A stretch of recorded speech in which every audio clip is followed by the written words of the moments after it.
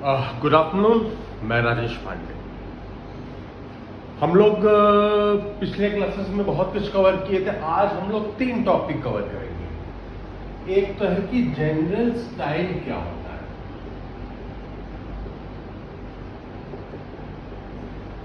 किसी भी Java program में जनरल स्टाइल हल्का फुल्का हम कवर करेंगे आज। उसके बाद हम समझेंगे कमेंट्स कैसे दिए जाते हैं जावा में।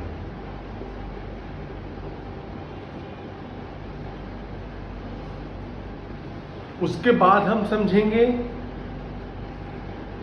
कि मेमोरी वेरिएबल्स कैसे डिफाइन होते हैं जावा में।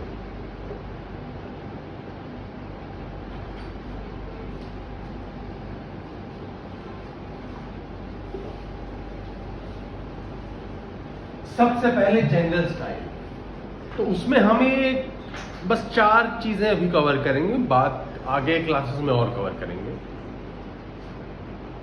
कि जावा में इज अ केस सेंसिटिव।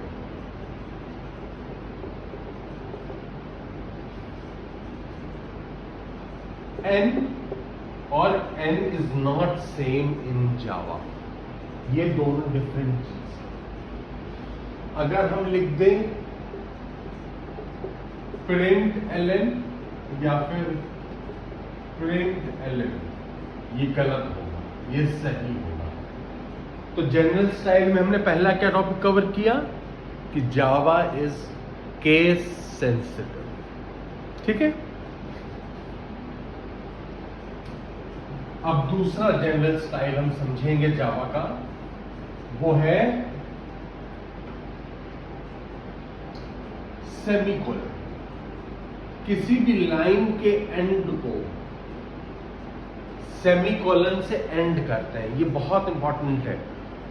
अक्सर कोडिंग में ये हो जाता है, बार बार एरर आता है कि this line has no end, इस तरह का एरर आ जाता है। वो इस कारण आता है कि आपने लाइन का एंडिंग सेमीकोलन से नहीं दिया।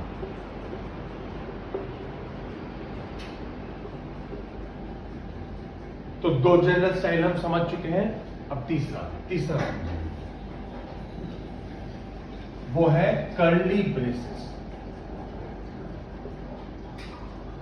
कोई भी क्लास है, उसके अंदर के मेथड कर्ली ब्रेसेस में होने चाहिए।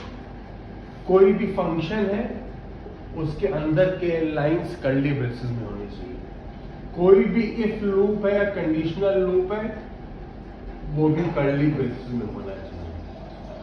कोई भी मेथड है, कर्ली ब्रेसेस में होना चाहिए।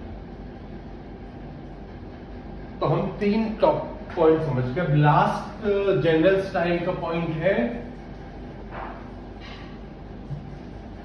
Spaces and indentation.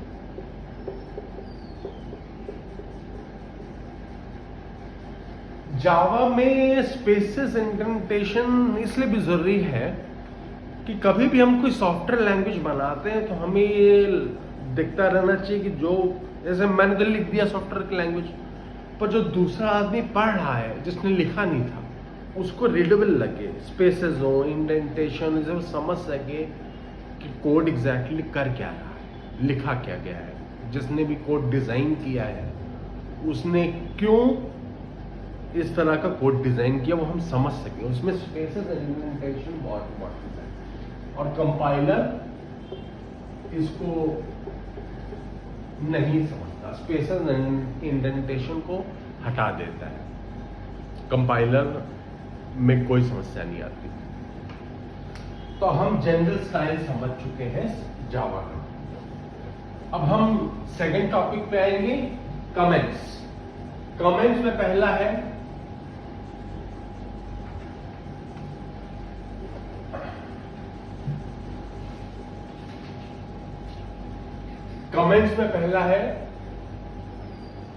C++ style. जावा में इसका एक इंपॉर्टेंट है C++ स्टाइल का। फिर C स्टाइल, ये तो एक लाइन के लिए होता है, सिंगल लाइन, ये पूरे पैराग्राफ को भी ले सकता है। और हाइपर टेक्स्ट स्टाइल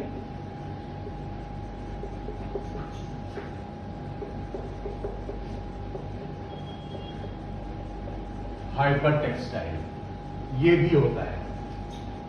तो C++ की तरह भी हम कमेंट दे सकते हैं, C की तरह भी दे सकते हैं, और हाइपर टेक्स्ट फॉर्म में भी दे सकते हैं। ये सिंगल लाइन के लिए, ये पैराग्राफ के लिए। और इसमें एक चीज है कि इस तरह का कमेंट स्टाइल हो तो HTML डॉक्यूमेंटेशन जनरेट होता है। HTML डॉक्यूमेंटेशन जनरेट होता है इस तरह का स्टाइल हो। तो इसमें हम कमेंट्स भी लिख सकते हैं, इसका HTML डॉक्यूमेंटेशन भी होगा, और इसमें कोई HTML कोड भी लिख सकते हैं। तो ये 3 टाइप के कमेंट्स हैं जावा में, और कोई टाइप नहीं, बस ये 3 टाइप है, C++ style, C style, hypertext style. तो हमने 2 टॉपिक कवर कर लिए। पहला टॉपिक क्या था, जनरल स्टाइल कैसे लिखते हैं, जावा में कोडिंग कैसे लिखते हैं, जनरल स्टाइल। दूसरा स्टाइल टॉपिक हमने समझ लिया कि कमेंट्स कैसे लिखते हैं। और हमारा लास्ट टॉपिक आज का मेमोरी वेरिएबल्स, ये बहुत इंपॉर्टेंट टॉपिक है।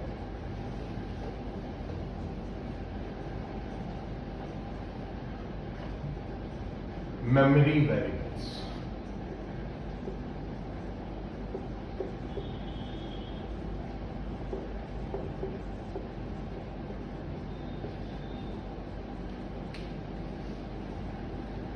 जब कभी कोई मेमोरी वेरिएबल होता है, यानी कि कंप्यूटर का जो स्टोरेज एरिया है उसमें कोई एक स्पेस एलोकेटेड है जिसमें वो डाटा टाइप स्टोर्ड है, उसको मेमोरी वेरिएबल कहते हैं, मेमोरी का वेरिएबल।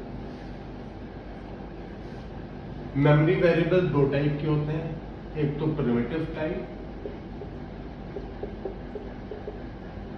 और दूसरा यूजर डिफाइंड टाइप यानी क्लास। क्लास वाला टॉपिक हम बाद में पढ़ेंगे, आज हम पढ़ेंगे प्रिमिटिव टाइप।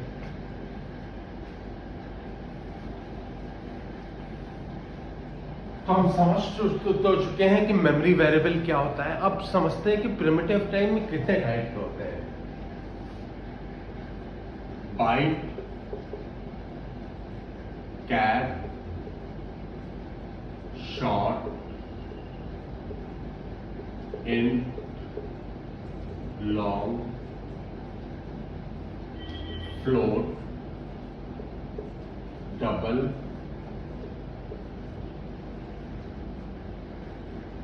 और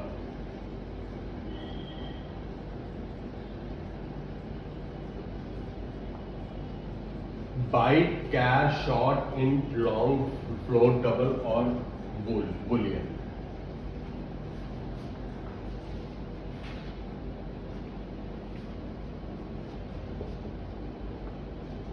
बुलियन, बाइट यानी बाइट में 8 बिट्स, 16, 32,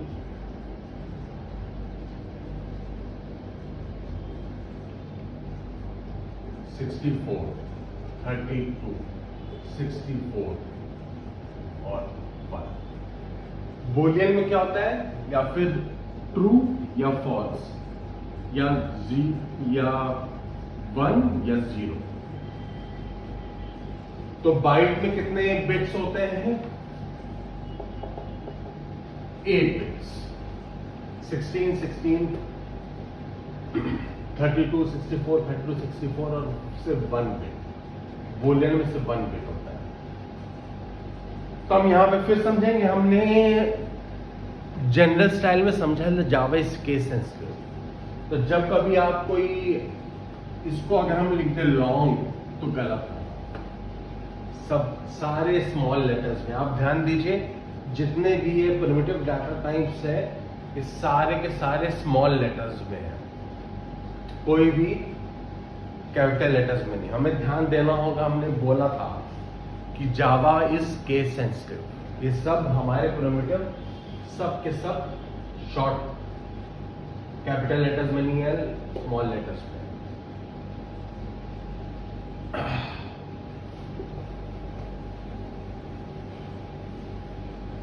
तो जैसे कभी हमने किया इन एक्स और सेमीकोलन देना जरूरी, वो भी हम पढ़े थे।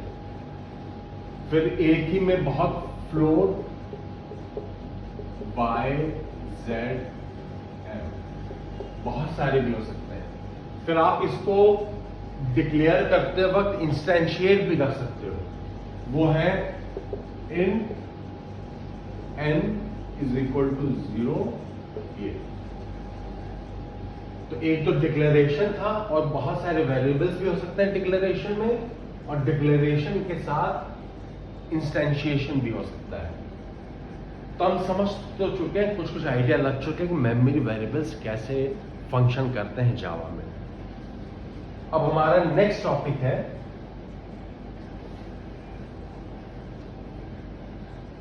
कि जितने भी मेमोरी वेरिएबल्स हैं, एक तो हो गया कैर, फिर इन, फिर शॉर्ट,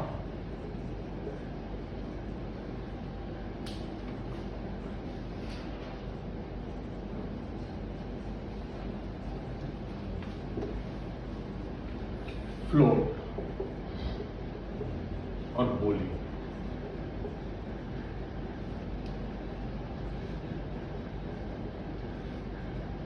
कैर में सबसे पहले आता है कोई लिटरल, जैसे कि ए।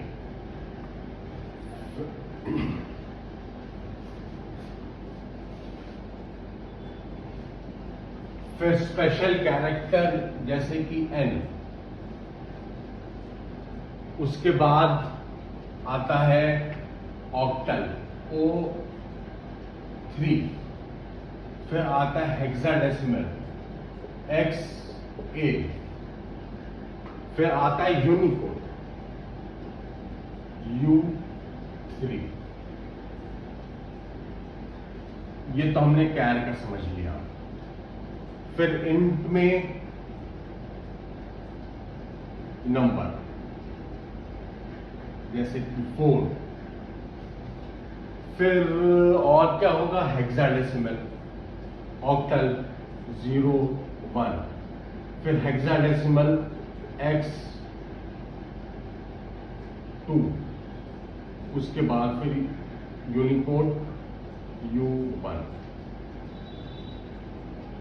हमने ये तो देख लिया कि ये एस्काई है, ये भी एस्काई है, ये भी एक्सकाई है, ये भी, पर ये यूनिकोड है। एस्काई का फुल फॉर्म है American standard code for information interchange.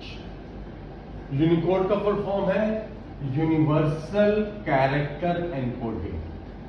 ये लेटेस्ट है, और पुराने लैंग्वेज में सिर्फ एस्काई होते थे, पर जावा में यूनिकोड भी होता है। और फ्लोट में सिंगल प्रिसिशन, डबल प्रिसिशन और साइंटिफिक नोटेशन। बूलियन तो सिर्फ 0 1 होता है, इसमें और कुछ नहीं होता है बूलियन में। तब हम समझ गए हैं कि मेमोरी वेरिएबल्स क्या होते हैं। हम ये भी समझ चुके हैं कि जो एस्काई लिटरल है, और फिर ये है स्पेशल कैरेक्टर, फिर ये एस्काई लिटरल इन ऑक्टल, फिर ये एस्काई लिटरल इन हेक्साडेसिमल, और फिर ये है यूनिकोड। एस्काई लिटरल टोटल 0 से 127 यानी कि 128 कैरेक्टर्स होते हैं स्काई में।